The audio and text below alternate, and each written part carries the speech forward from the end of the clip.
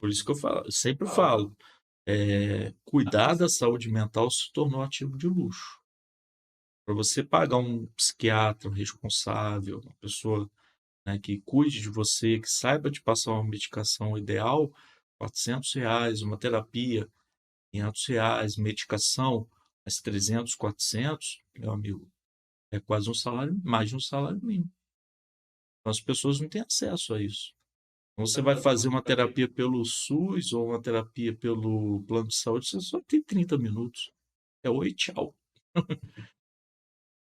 É oi, tchau, né? Então, é bem complicado. Então, e muitas vezes na psiquiatria, o psiquiatra ele te atende em 15 minutos, olha para você e fala: Ó, você tem isso. É o que é um absurdo. Você tem que fazer uma anamnese do paciente, você tem que conhecer o paciente. Eu mesmo, quando eu estava com síndrome do pânico, o psiquiatra cismou que eu tinha transtorno bipolar. Cismou. E a terapeuta falou para mim: não, você não tem isso. A gente já está trabalhando há um ano juntos, né? E eu não verifico essa condição em você. Uma pessoa não pode, em 15 minutos, me olhar e dizer o que eu tenho. É necessário, cientificamente, pelo menos 5 a 8 anos para eu dizer que você tem um tipo de transtorno específico. 5 a 8 anos. Acompanhamento. Eu tenho uma hipótese diagnóstica. O Anthony tem um transtorno de ansiedade generalizado. Aí eu vou pegar uma medicação e vou te dar. Então a gente tem que ter muito cuidado com isso.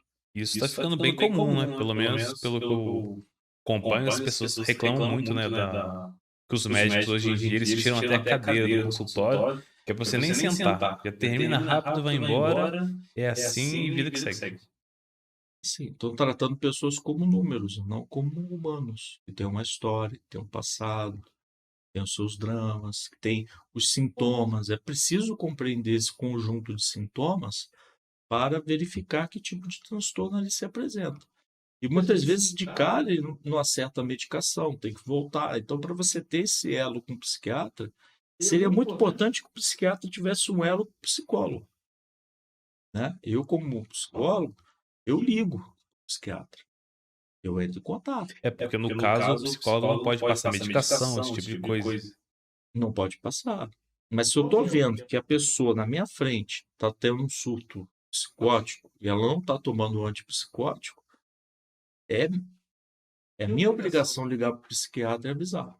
Se eu estou vendo que a pessoa na minha frente, ela possivelmente tem uma hipótese de um transtorno bipolar, ela toma um antidepressivo, ela pode ir para o estado de mania. O que é o estado de mania? Você começa a querer comprar tudo, gastar dinheiro, comprar o carro do ano, aposta no jogo do bicho. Você acha o maioral, né? Você acha o cara. Uma mania de grandeza muito grande. Então, olha como é perigoso. Você acha que a pessoa está com depressão, você dá um antidepressivo e você entra no estado de mania. É bipolaridade, né? Você tem o estado de mania, você tem o estado de depressão.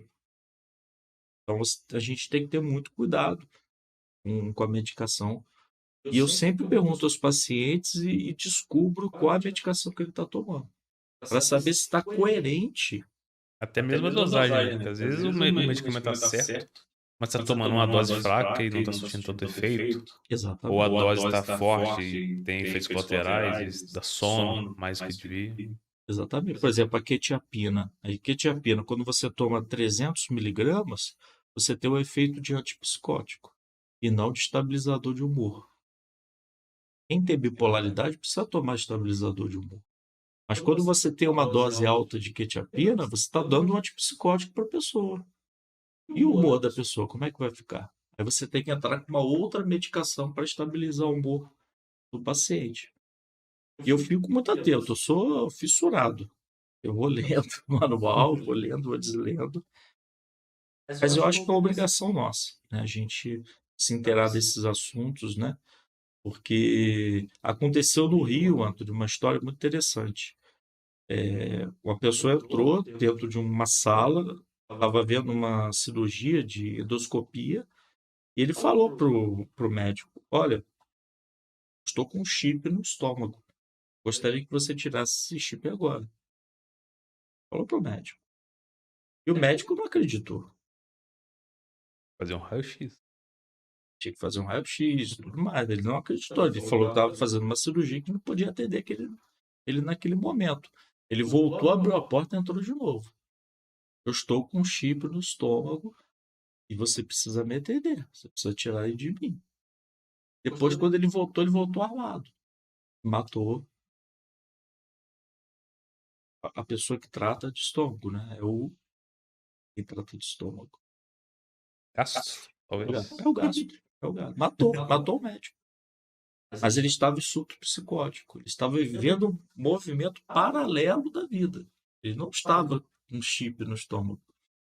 Mas quando você atende casos, por exemplo, como surto psicótico, o interessante é você administrar aquele surto psicótico até que o remédio faça efeito. E para você detectar que a pessoa está em surto psicótico, é só através da fala ou atitudes dela, forma de andar, a fala principalmente, né? Eu tive uma paciente recentemente, foi no último período da faculdade agora, e ela estava no surto psicótico, ela se sentia perseguida. E eu lembrei desse caso do chip, né? Lembrei desse caso do chip. Ela começou a tomar o Olanzapina, que é um antipsicótico de manhã, de tarde e de noite. E o meu papel foi cozinhar a paciente até que ela saísse do processo de surto psicótico. Eu não poderia formar nenhuma reflexão. Por isso que eu falo, como é que um coach vai atender uma pessoa em 4 dias sem ter essas noções? Entendeu? Então eu fiquei um mês com a paciente, apenas administrando a situação, ela desabafando. Quando o remédio fez efeito, ela não se sentiu mais perseguida, a gente começou a entrar com a psicoeducação. Que é conhecimento de si mesmo, que é o autoconhecimento, né? Que é uma outra perspectiva da vida. Mas demorou um mês para a medicação fazer efeito.